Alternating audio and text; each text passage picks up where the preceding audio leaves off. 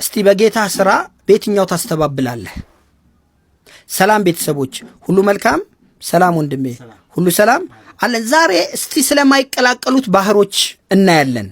ባህር ስንል ባህር ብቻ አይደለም። እኔ በጣም ነው የሚገርመኝ።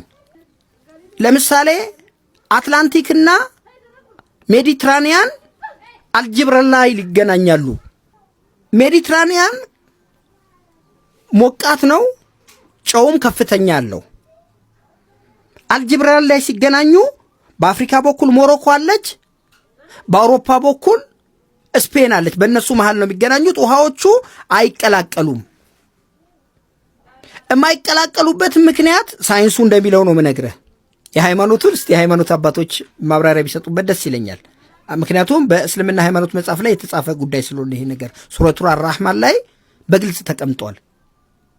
ሳይንሱ ግን የውሃው ዴንሲቲ ክብደት፣ ሙቀትና ጨዋማነትን ነው ይሄን ነገር ይላል።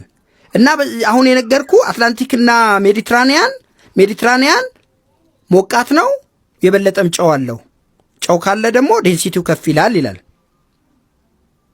ሁለተኛው ደግሞ ይሄ ምንድነው? አትላንቲክ ውቅያኖስ ነው፣ ሜዲትራኒያን ባህር ነው። ባህርና ውቅያኖሶች ነው። እዚህ ጋር እንግዲህ ልብ በል እንግዲህ ፈጣሪ እያንዳንዱ ቦታ ላይ የራሱ ምንም አንተ ለምክንያት በቃ እንዳይመች ነው አድርጎ ነገሮችን የፈጠረው። ሁለተኛው ደግሞ አትላንቲክና ህንድ ውቅያኖስ ደቡብ አፍሪካ ላይ ይገናኛሉ። አትላንቲክም ውቅያኖስ ነው፣ ህንድ ውቅያኖስም ውቅያኖስ ነው። እነሱ ደግሞ ደቡብ አፍሪካ ጋር ይገናኛሉ። እዛ ጋር ደግሞ በሙቀቱ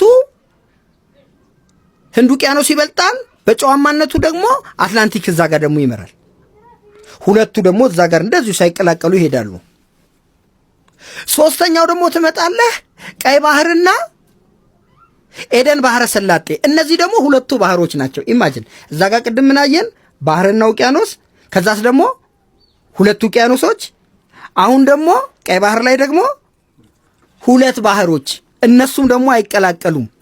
ቀይ ባህር ከዛኛው ይልቅ ብዙ ጨው አለው፣ ሙቀትም አለው ተብሎ ይታሰባል ከኤደን ባህረ ሰላጤው። እነሱ ደግሞ የት ነው የሚገናኙት? ባብል ኤልመንደር የሚባል በላይ በኩል የመን፣ ደቡብ የመን ላይ ያለ፣ በታች በኩል ደግሞ ስትመጣ ደግሞ ጅቡቲ ላይ፣ ጅቡቲና የመን መሃል ላይ ነው።